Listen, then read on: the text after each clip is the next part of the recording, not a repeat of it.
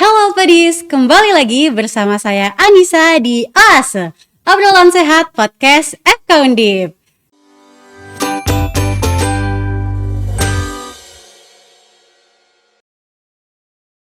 Nah, Health Buddies, pada segmen kali ini kita akan membahas mengenai kenali hernia dan juga hidrokel pada anak dan juga bayi. Hernia dan hidrokel itu apa ya? Bahaya nggak sih kalau terjadi pada anak? Dan kira-kira gimana ya penanganan yang tepat jika sudah terdiagnosa hidrokel dan juga hernia? Nah, untuk menjawab semua pertanyaan tersebut, mari kita gali lebih dalam lagi bersama tamu istimewa pada segmen kali ini. Beliau merupakan dokter spesialis bedah anak di RSUP Dr. Karyadi Semarang, dan beliau juga merupakan dosen kami tercinta di bagian ilmu bedah Fakultas Kedokteran Universitas Diponegoro. Nah, Buddies, tanpa berlama-lama lagi, mari saja kita sambut Dr. Edwin, Magister Kesehatan, Spesialis Bedah Anak, Subspesialis Digestif Anak Konsultan, Ahli Ilmu Faal Olahraga Klinis. Halo dokter, selamat siang. Apa kabarnya dokter pada kali ini? Selamat siang, alhamdulillah sehat. Oke, alhamdulillah. Oke dokter, ini saya dan juga Health Buddy sudah ingin tahu lebih dalam dok mengenai hidrokel dan juga hernia yang terjadi pada anak dan juga bayi nih dok. Ya. Mungkin kita langsung masuk ke pertanyaan yang paling pertama ya dok. Ya, silakan. Untuk mengawali pertanyaan yang kedepannya bakal lebih dalam lagi dok. Ya. Di sini saya ingin bertanya pertama mengenai hidrokel dulu dok. Ya. Sebenarnya dok, hidrokel itu apa dan terjadi di bagian apa dok? Ya, baik, terima kasih Mbak Anissa.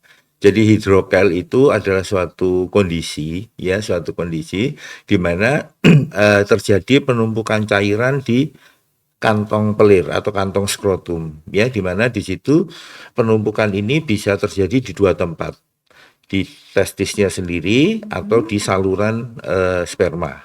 Ya, jadi ada hidrokel, namanya hidrokel testis dan hidrokel funiculi, karena di tempatnya saja yang sebetulnya berbeda. Oke. Gitu. Oke dokter. Jadi itu hidrokel itu adanya penumpukan cairan ya dok? Iya, iya. Dari cairan yang berasal dari di dalam perut itu turun ke rongga skrotumnya. Oke. Ya. Terus dok, siapa aja sih dok yang bisa mengalami hidrokel ini? Yang bisa mengalami hidrokel bisa bayi, bisa anak-anak maupun dewasa. Hanya untuk dewasa itu memang penyebabnya berbeda. Ya, kalau bayi dan anak-anak ini bisa dikategorikan bahwa ini suatu penyakit bawaan atau kongenital, ya, di mana suatu celah atau saluran yang seharusnya itu adalah merupakan jalan dari turunnya testis dari rongga perut masuk ke kantong pelir. Ini seharusnya nutup kantongnya, tetapi dia tidak mau nutup. Jadi masih ada celah kecil yang bisa dilewati oleh cairan perut masuk ke kantong buah zakar.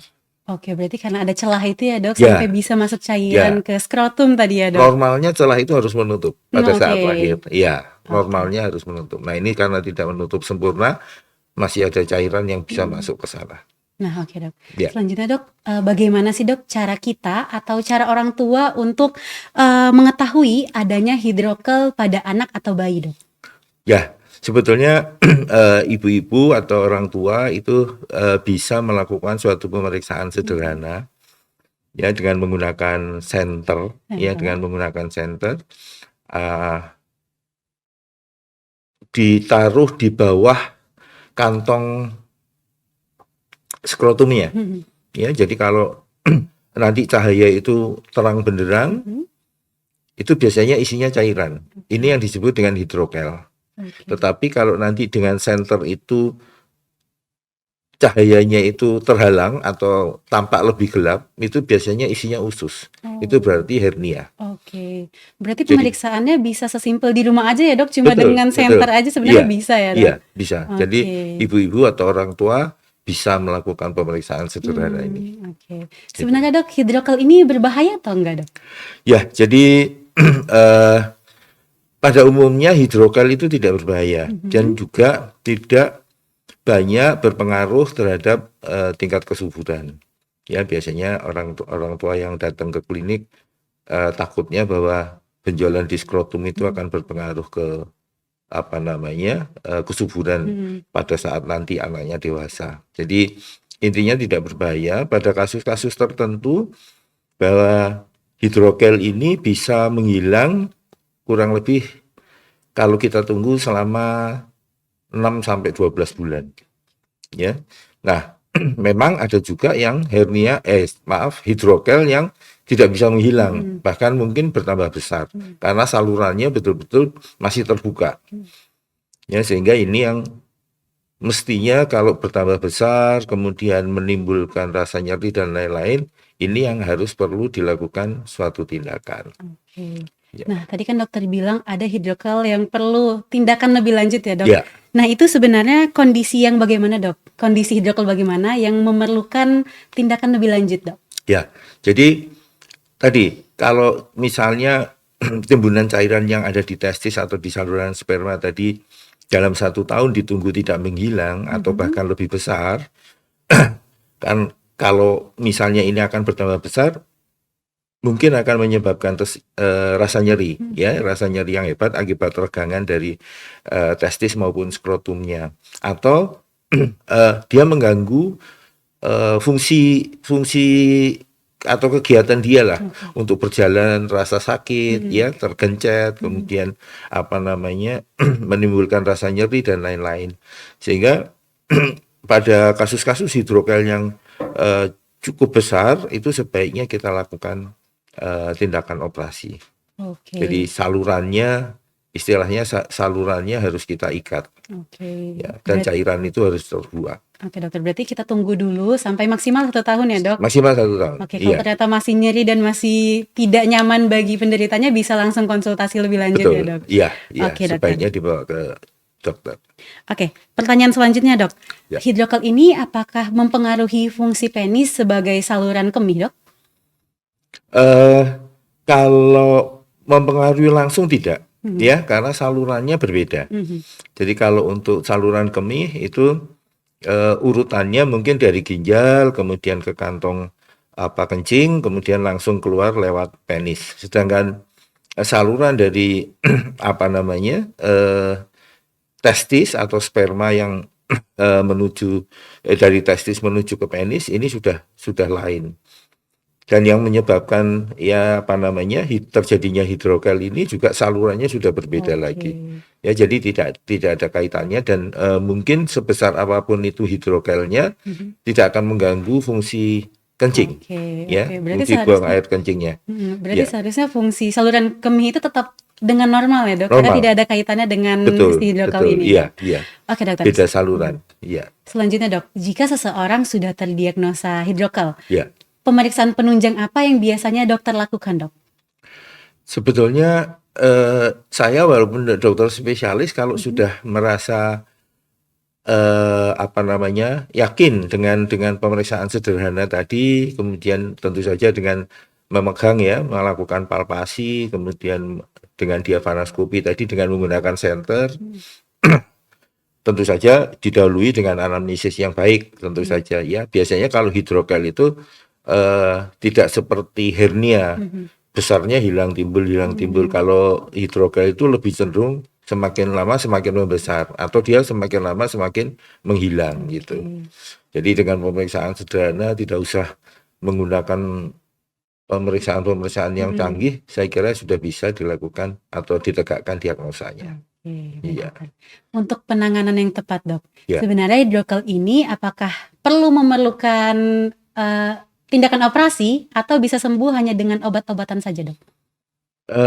Justru kalau obat-obatan tidak disarankan, ya, artinya seperti tadi yang saya sampaikan di depan bahwa kebanyakan hidrokel itu ditunggu sampai 6 sampai 12 bulan, itu kebanyakan atau persentase tertingginya itu dia menghilang.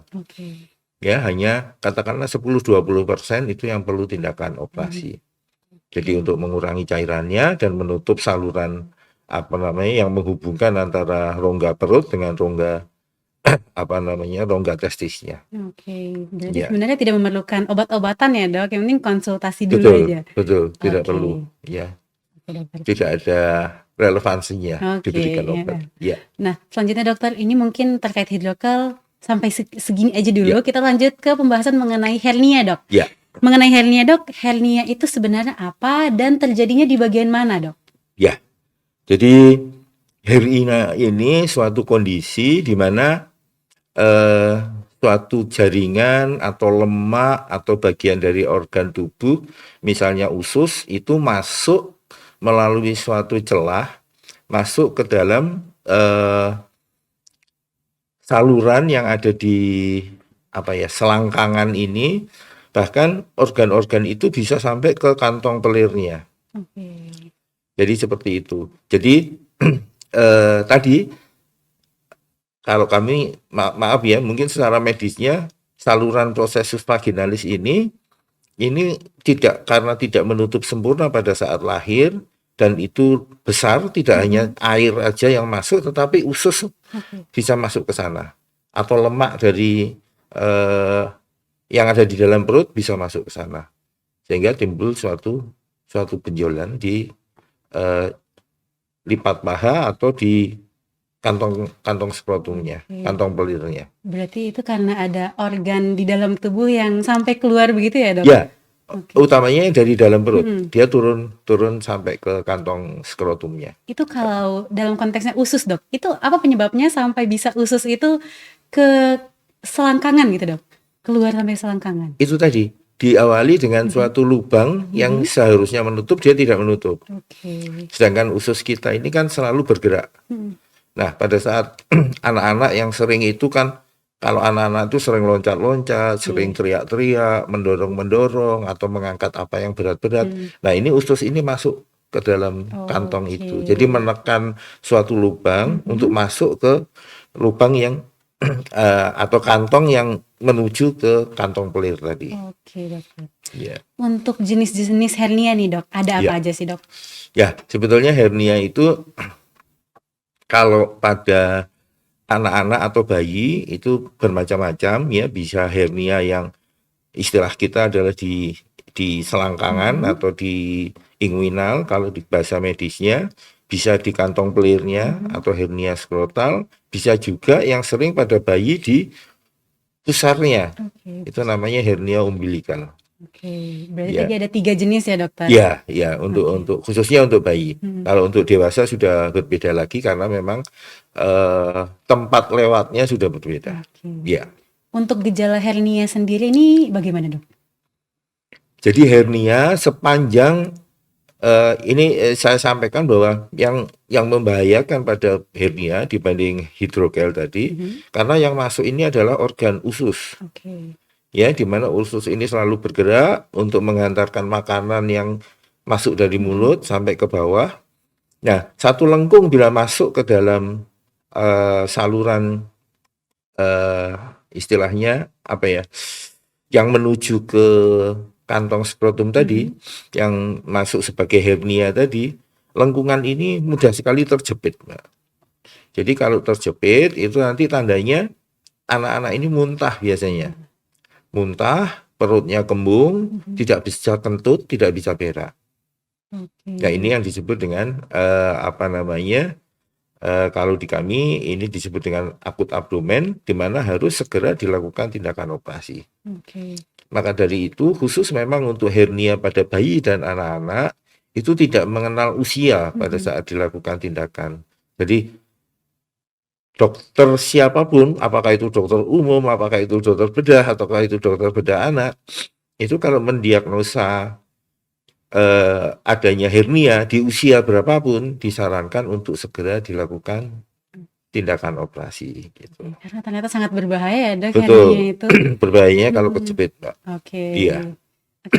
Dan selanjutnya ini saya ingin bertanya mengenai penyebab hernia pada bayi dan juga anak, Dok. Karena kalau yang tahu saya, kalau misal pada orang dewasa itu kan karena salah satunya karena keseringan mengangkat beban berat, Dok. Sedangkan untuk anak kecil atau bayi itu kan kayaknya tidak mungkin untuk mengangkat beban yang terlalu berat yang setimpal dengan pria dewasa ya, Dok. Jadi sebenarnya apa, Dok, penyebabnya? Ya. Jadi saya sampaikan yang dewasa dulu ya, Mbak Anissa. Kalau yang dewasa itu istilahnya pintu masuknya organ-organ perut, dalam hal ini tanda kutip usus atau lemak, masuk sampai ke kantong skrotum, itu pintu-pintunya karena disebabkan adanya bagian-bagian dinding perut yang lemah atau tipis. Sehingga itu yang dipakai untuk masuk dari perut sampai ke bawah. Kalau bayi dan anak-anak berbeda, Oke. ya. Jadi tadi yang saya sampaikan bahwa tempat turunnya testis tadi Mhm. itu tidak menutup sempurna, bahkan lebar. Iya. Sehingga itu yang dipakai untuk usus masuk ke kantong pelir. Oke. Ya, sehingga hernia pada bayi dan anak-anak makanya disebutnya ini suatu kelainan bawaan. Oke. Ya, jadi karena tidak menutupnya kantong itu sehingga usus masuk ke sana. Hmm. Jadi jalannya itu sebetulnya. Hmm. Bukan karena kelemahan dinding-dinding perutnya Hmm. seperti pada dewasa. Oke, oke. Kan kalau untuk anak-anak itu karena ada lubang yang kurang tertutup sempurna ya, Dok? Ya, Nah, ya itu kan tidak bawaan dari lahir, Dok. betul. Apa yang harus dilakukan oleh para orang tua, Dok, biar tidak terjadi nih hernia, Dok? Ya begini. Biasanya untuk orang tua ya, ini nasihat aja orang tua pada saat karena ini kaitannya karena ini kelainan bawaan, kaitannya tentu saja pada saat antenatal care atau apa namanya kesehatan pada saat ibu hamil lah katakanlah ya. Pada saat ibu hamil itu sebaiknya untuk gizinya dicukupin atau diperbaikin, kemudian jangan sampai atau diusahakan tidak sampai terkena berbagai macam penyakit termasuk flu ya. Flu sederhana karena banyak sekali kelainan-kelainan bawaan ini yang disebabkan oleh karena infeksi virus terutama ya, seperti kita tahu ada virus flu, ada HIV, ada COVID, ada tokso, ada rubella. Ya, itu kan banyak sekali. Nah, ini makanya tentu saja sekarang dengan teknologi dan kemajuan yang begitu hebat untuk laboratorium, disarankan juga untuk ibu-ibu sebelum melahirkan sebaiknya 6 bulan sebelum hamil 6 bulan sebelumnya itu screening ya, screening agar menghindari terjadinya kelainan bawaan pada bayinya. Oke, berarti screening itu penting ya, Dok. Dan ternyata dari makanan yang dikonsumsi ibu hamil itu juga Ya. bisa berpengaruh ke terjadi hernia atau tidak oleh anaknya ya, Dok? Betul, ya.